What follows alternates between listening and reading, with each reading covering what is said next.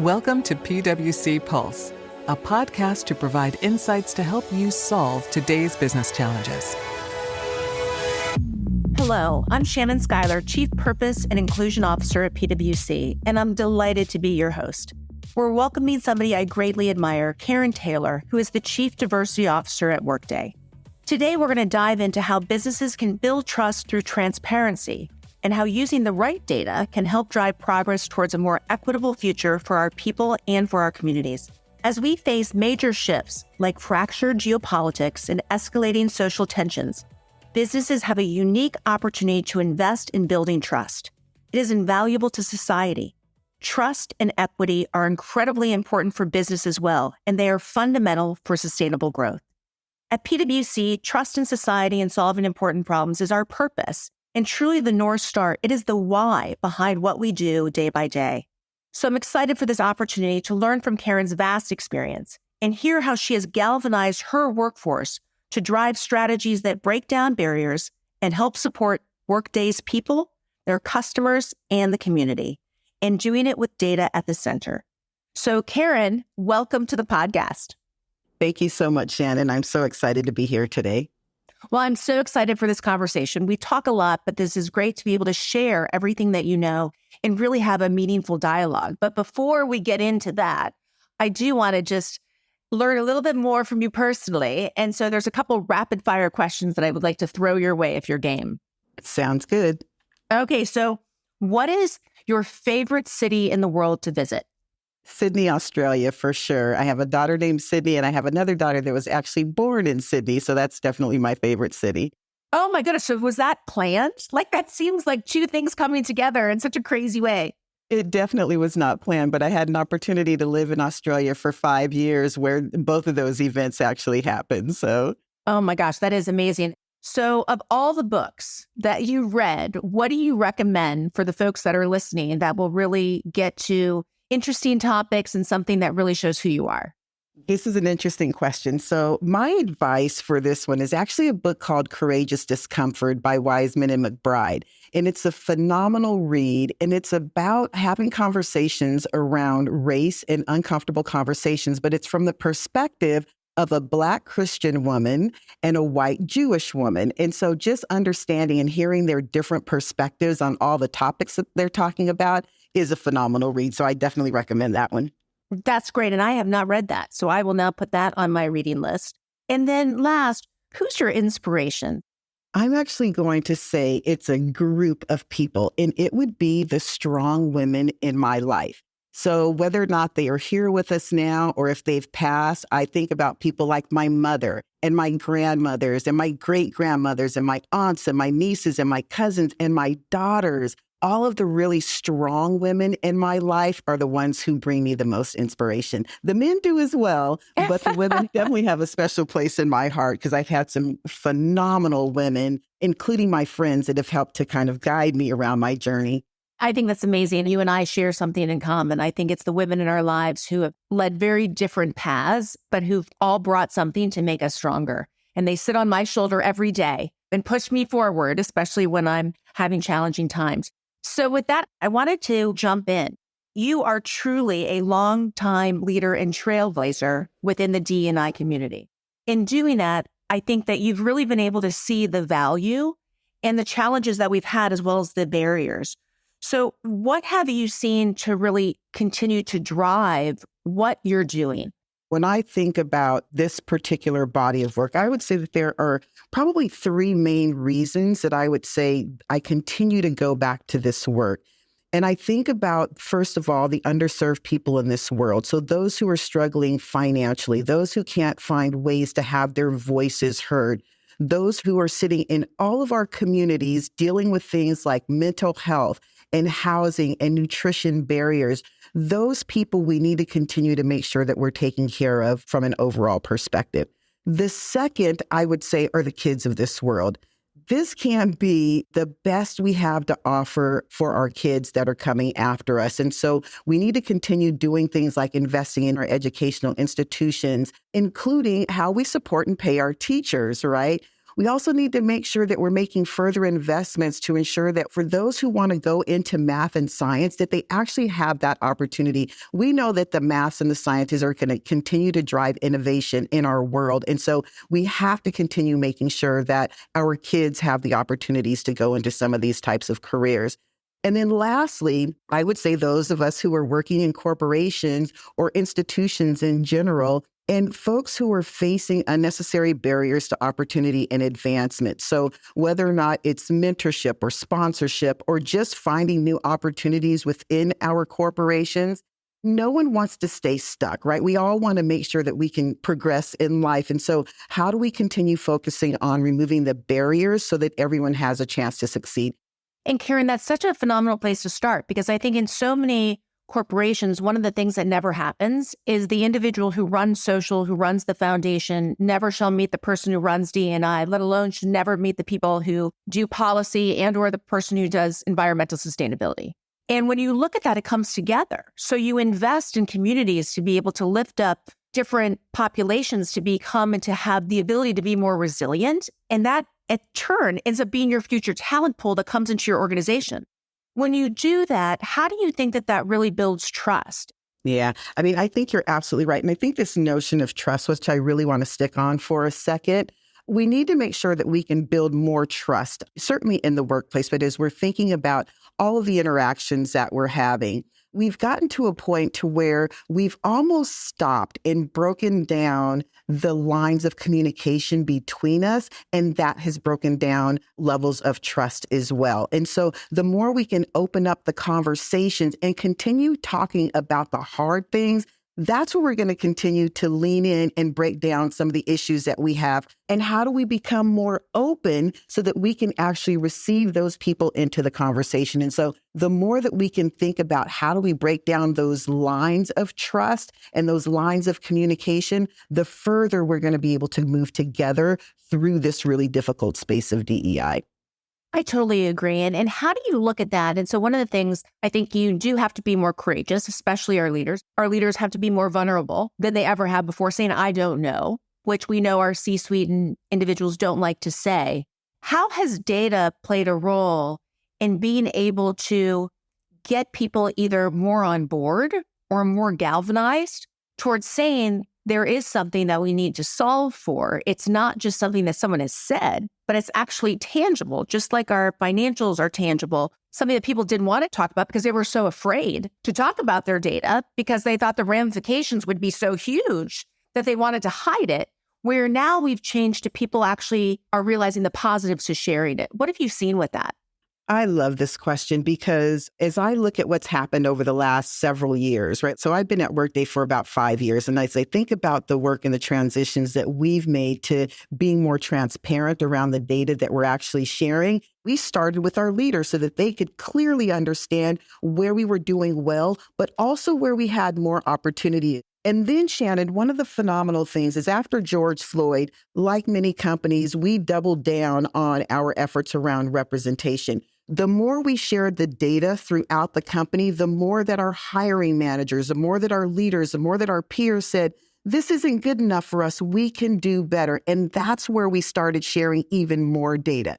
But let me touch on another thing that we have found was really critical over the last several years, and that is looking at data from points of intersectionality. We realized that we couldn't continue to just have these broad swaths of data to look at large categories of our employees. We had to start looking at things like race and gender compared together, or race, gender, and location. And then the last thing that I'm going to say around data is the importance of getting data from your employees. We ask a lot of questions, but it really is what drives the feedback that we get and then the issues that we actually come back and address for our employees. So if you take a look at the pandemic as an example and where some of your caregivers were struggling or some of your folks who were more isolated because they didn't have family members, right? The more data we got from those folks during that time, the more we were able to solve for some of the challenges that they were having. Well, that was one of the reasons why I've so admired your work, because I think we have to really be able to hold the mirror up and authentically say this is where we are. But having more people see the data means that more people can take action on a daily basis. Now, Carin, as you've looked at all that data, where have you found the KPIs, because one of the things that we all get asked is what are the right KPIs? And I happen to say KPIs, yes, there's probably some that are general, but there's also some that really drive what you see happening in your industry. And ours are certainly around who's coming in the door from a hiring. When we look at promotion parity, how are people progressing in an equitable way? And then who's staying? What are the core, when you look at those KPIs, where did you start? Yeah, I think you always have to start where you are, right? Take a look at your organization and see what's the data that you have at hand, whether or not it's gender data or race data or data around people with disabilities. But I would also say start combing and looking for other areas in which you can actually get more data, because the more data you have, the more you're going to be able to solve for some of the internal challenges that you may be having. So whether or not it is your hiring managers and what you need to do from a representation standpoint, or it's your people leaders and how they develop people within your organization, start sharing the data so people can actually do something with it. And it's interesting. I think one of the things is you talk about, especially intersectionality. It's talking about how do you get the data in order to do that. So we all know that we're struggling with how do you make sure that people self-ID, that you're collecting the right information, that the systems that we have can actually collect the information that our people want to share. A lot of times self-ID is around trust, right? Is people want to know what you're going to do with my data. So I will check a box, but you got to tell me why I'm checking this box, because I'm not totally trusting about why you want all this information. How do you put those things together? There have been two things that I have found that make significant progress in this space. The first thing is telling people exactly how you're going to use the data, because no one wants to give you data just because you want to know. So the first thing is tell people why you were actually asking for the data. The second, and this is probably more important, is do something with the data. Do something with the data, but then also tell people what you've done with it. We actually have pretty incredible numbers around self-ID from a race perspective. It's in the high 90s. From a gender perspective, it's obviously 100 because you have to self-ID from a gender perspective for your benefits. But other than that, the more you can build trust around why you're asking for the data and what you're going to do with the data, the more employees will share it.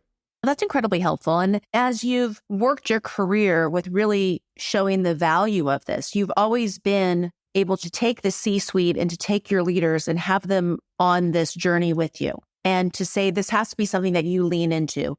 As you're looking to give advice to others, both within D&I and outside of it, how do you galvanize leaders? It's not just a nice to have, but it's something that really ties together the sustainability of the business. Yeah, it's a great question. Our diversity strategy here is called VIBE, or Value, Inclusion, Belonging, and Equity for All. And here's the first thing that we talk about. VIBE is everybody's responsibility. It's not just my responsibility as a chief diversity officer. It's not just Anil's responsibility or Carl's as our co-CEOs. It is every single person within our company's responsibility to drive the culture that we want to drive completely, but especially around our DEI work. And so if you are a marketing professional, you have to look through a DEI lens through the work that you are doing, just like your HR professional, just like your engineering professionals have to do as well. And so we really push for VIBE being everyone's responsibility. The other thing that we do is we make it so that more people can participate in our DEI efforts. So we have ERGs, or employee belonging councils, all over the world where those folks participate as well. And so we give people all types of opportunity, but we really talk about this in the context of it is everyone's responsibility, whether or not you're a leader here or an individual contributor. We all have to lean in. One of the things that we've talked about in the past is this whole notion of culture of belonging. And people like to talk about the difference between diversity and inclusion. How does that play out in Workday? And how do you see that as really being something that's key as we progress diversity, equity, and inclusion? I think that the impetus of what we are trying to get to in our DEI work is really around belonging. And I went on this journey last year to really kind of discover what belonging meant. And ironically, I started out thinking that I could actually solve for belonging for the entire world. Well, I will tell you. Well done, Carin. I like the overachiever in you. Exactly. Well, I will tell you that I very quickly found that that was my biggest mistake. I couldn't solve for belonging for the entire world. So what I did was went through a journey of trying to figure out what it meant for myself. And I did it through this lens of something called peace. And I'll tell you about that. So as I was going through this journey, trying to figure out what makes me feel like I belong, it was these 5 things. The first one is psychological safety, because without psychological safety, you have psychological trauma. And so you want to make sure that you're building a culture of trust and safety and curiosity as you're going through the workplace. The second one was empathy. If we haven't discovered anything over the last few years, that whole notion of care and compassion for one another is something that needs to stand true. And we all need that as a part of our toolkit when we are leading other people. The next thing was acceptance, and acceptance of my authentic self. I talk a lot about you can't bring your whole self to work, right? Because there are pieces of me that really shouldn't be exposed to other people. But my best authentic self, I want to be accepted for who I am as a person. The next thing is around connection, and connection to both people and purpose. But another part of connection for me was about feeling wanted and feeling a part of something. I wanted people to want me in the room as well. And then the last thing around peace was the embraced piece. And think about a big hug. For me, this was really around the notion of feeling valued and respected and appreciated for what I was bringing to the table. I think that's so incredible, because I think the notion of belonging, like purpose, sometimes can be very nebulous. And we've tried to put that purpose is around the relationships that you have, the impact that you have, and the growth that you have, and the feeling that that gives you. It is not just another catchphrase. That's it. And as you think about it, there's a lot of companies that never had a CDO, never had an organization outside of human capital that looked at D&I. And if you were to give them advice of where to start.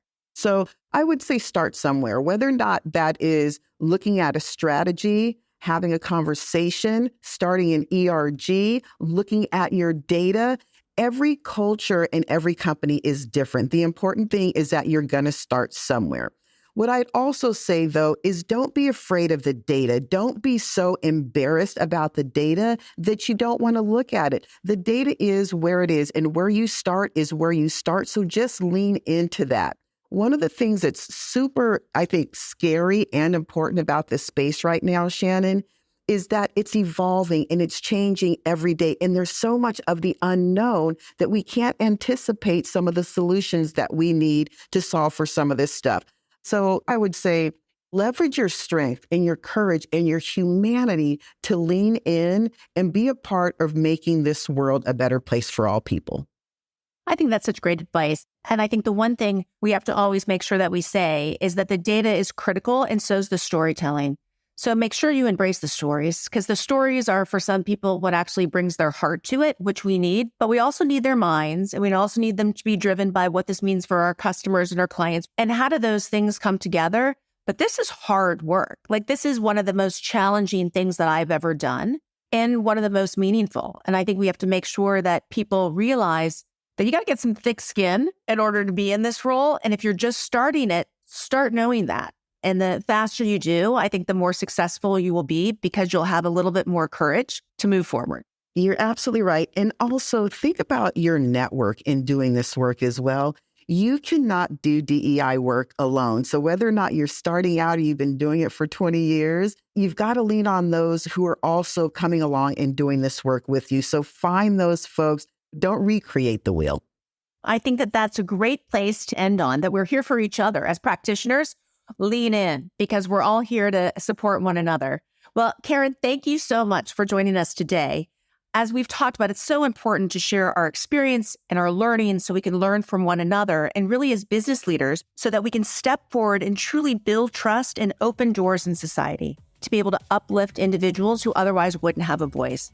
I know, as always, that I learned so much from you today and really appreciate the giving that you do to share with us. And to our listeners, thank you for joining us on this episode of PwC Pulse. I'd love to hear your thoughts about today's conversations, and you can leave a review wherever you listen to the podcast. Carin, thank you so much. Thank you. Thank you for joining us on the PwC Pulse podcast. Subscribe to PwC Pulse wherever you listen to your podcasts, or visit pwc.com/Pulse podcast to hear our next episodes. This podcast is brought to you by PwC, all rights reserved. PwC refers to the U.S. member firm or one of its subsidiaries or affiliates, and may sometimes refer to the PwC network. Each member firm is a separate legal entity. please see www.pwc.com/structure for further details. This podcast is for general information purposes only and should not be used as a substitute for consultation with professional advisors.